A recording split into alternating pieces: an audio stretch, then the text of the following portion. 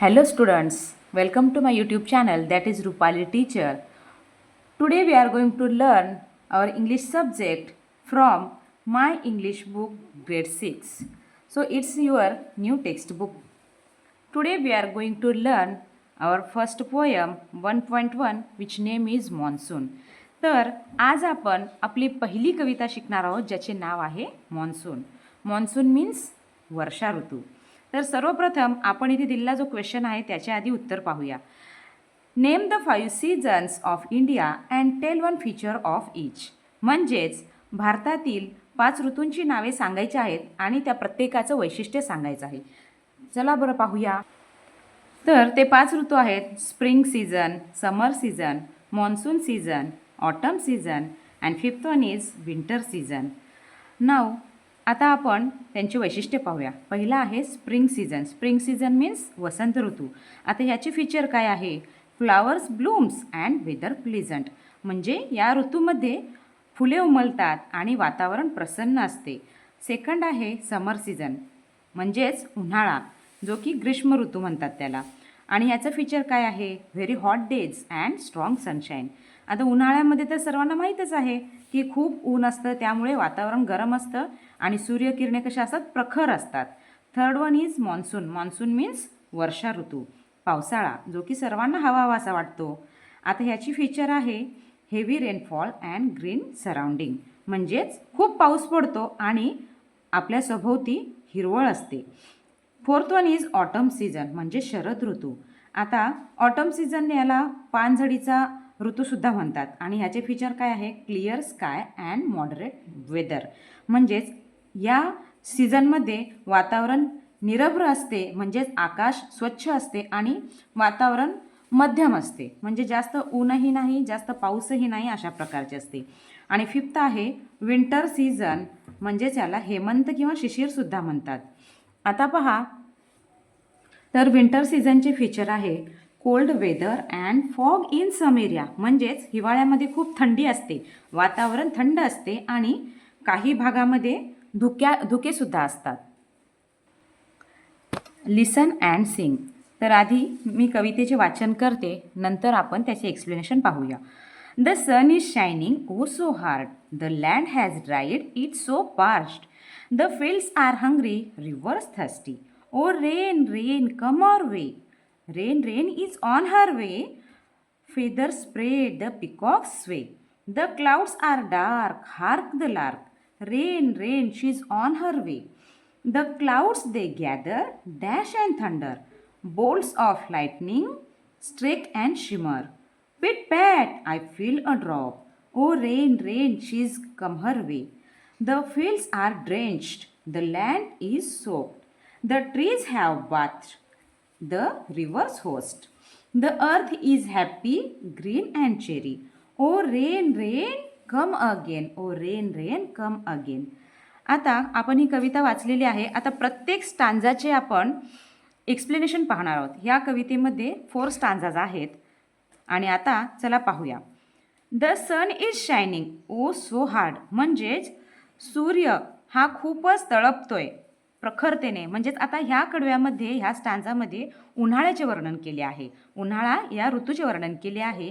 The sun is shining O so hard म्हणजेच उन्हाळ्यामध्ये सूर्य खूप तापलाय, खूप प्रखरतेचे सूर्यकिरणे पडत आहेत. द लँड हॅज ड्राईड म्हणजेच जमीन खूपच कोरडी पडलेली आहे. इट्स सो पार्च्ड आणि सुकलेली आहे, म्हणजेच जमिनीमध्ये पाण्याची कमतरता झालेली आहे. द फील्ड्स आर हंग्री म्हणजेच आता जर शब्दशः वाक्याचा अर्थ पाहिला तर शेतांना भूक लागली आहे असा होतो, पण तसा न घेता द फील्ड्स आर हंग्री म्हणजेच त्या शेतांना कशाची भूक लागली आहे? पाण्याची भूक लागली आहे. म्हणजेच जेव्हा पाऊस पडेल तेव्हा त्यामध्ये पेरणी झाल्यानंतरच धान्य उगवेल ना, त्यामुळे शेतांनासुद्धा पाण्याची भूक लागलेली आहे. रिव्हर्स थर्स्टी म्हणजे नद्या या तहानलेल्या आहेत, नद्या कोरड्या पडल्या आहेत म्हणून त्या आतुरतेने पावसाची पाण्याची वाट पाहत आहेत. O rain rain come our way. हे पावसा पावसा आणि तू आमच्या वाटेने ये, आमच्याकडे ये, अशी ह्या कवितेचे कवी ॲनॉनमस हे देवाकडे प्रार्थना करत आहेत. Next stanza rain rain is on her way. आता हा जो पाऊस आहे हा तिच्या वाटेवर आहे. म्हणजेच पहा, ह्या पावसाला इथे हर हे प्रोनाउन वापरलं आहे. आता पहा, जेव्हा एखाद्या वस्तूला किंवा नॉन लिव्हिंग थिंग्सला आपण जर ह्युमन बिईंग आहे म्हणून असं कन्सिडर करतो आणि त्याच्याशी आपण बोलतो, जसं की आता पावसाला ओ रेन कम ऑन हर वे किंवा हर हा प्रोनाउन वापरला आहे तिच्याबद्दल. म्हणजेच या पोएममध्ये पर्सोनिफिकेशन हा फिगर ऑफ स्पीच झालेला आहे. आता पर्सोनिफिकेशन हा फिगर ऑफ स्पीच म्हणजे एखाद्या नॉन लिव्हिंग थिंगला लिव्हिंग समजून आपण तिच्याशी बोलतो आणि तिला एखादं संबोधन देतो. नेक्स्ट, फिदर स्प्रेड, पंख पसरलेले आहेत. द पिकॉक्स वे, आणि मोर हे डोलत आहेत. बघा, आता ह्या स्टांजामध्ये ना पाऊस येण्यापूर्वीच्या काळाचे वर्णन केले आहे. The clouds are dark, hark the lark, आणि आता पाऊस येणार आहे. क्लाउड्स आर डार्क म्हणजेच आकाशामध्ये ढग जमा झालेले आहेत आणि ढग हे काळे कुट्ट झालेले आहेत, गडद झालेले आहेत. हार्क द लार्क म्हणजेच जो भारद्वाज हा पक्षी आहे तो गाणे गातोय आणि त्याचे गाणे लक्षपूर्वक ऐका. Rain rain she is on her way, आणि आता हा जो पाऊस आहे तो त्याच्या वाटेवर आहे. पावसा पावसा तू आता तुझ्या वाटेवर आहेस आणि तू लवकर ये. In third stanza, the clouds they gather dash and thunder. Clouds they gather means आकाशामध्ये ढग एकत्र जमा झालेले आहेत, म्हणजे एकवटून आलेले आहेत. डॅश अँड थंडर, आता मात्र हे जे ढग आहेत ते सगळे गडगडाट करत आहेत. डॅश अँड थंडर म्हणजे एकत्र येणे, एकमेकांवर आदळून जो ध्वनी निर्माण होतो त्याला dash and thunder. Thunder means गडगडाट होणे. बघा, आता पावसाळ्याचं वर्णन आहे. पावसाळा ऋतू सुरू झालेला आहे. आकाशात ढग एकत्र आलेले आहेत आणि ते कसे गडगड करत आहेत. Bolts of lightning streak and shimmer. Bolts of lightning means विजेच्या रेषा चमकत आहेत. स्ट्रेक अँड शिमर म्हणजे तेजस्वी आणि लुकलुकत आहेत. म्हणजे विजा ह्या आकाशात आता गडगडाटासह विजांचा कडकडाट होतोय आणि त्यानंतर पावसाला सुरुवात होते. पिटपॅट, पिटपॅट म्हणजे जे थेंब पडतात जमिनीवर तेव्हा त्यांचा आवाज टप टप टप टप असा होतो, त्याला पिटपॅट असं म्हटलेलं आहे. आय फील अ ड्रॉप, आणि मला पावसाचा एक थेंबाचा अनुभव झाला, माझ्या अंगावर एक पावसाचा थेंब पडलाय. O rain rain she is come her way. पाऊस पाऊस पावसा आता तू आलायस आमच्याकडे पावसा. आता ह्या स्टांजामध्ये पाऊस चालू आहे, पावसाचं वर्णन आहे, खूप पाऊससुद्धा पडत आहे असं वर्णन केलं आहे. आता बघूया बरं नेक्स्ट स्टांजामध्ये. The fields are drenched. आता पाऊस पडलाय आणि इतका पडलाय की फील्ड्स आर ड्रेंच्ड म्हणजे जे शेत आहेत ते ड्रेंच झाले आहेत. ड्रेंच्ड म्हणजे पूर्णपणे ओले होणे. पावसामुळे जमीन पूर्णपणे भिजलेली आहे. द लँड इज सोक्ड, आणि जमीन ओली झालेली आहे.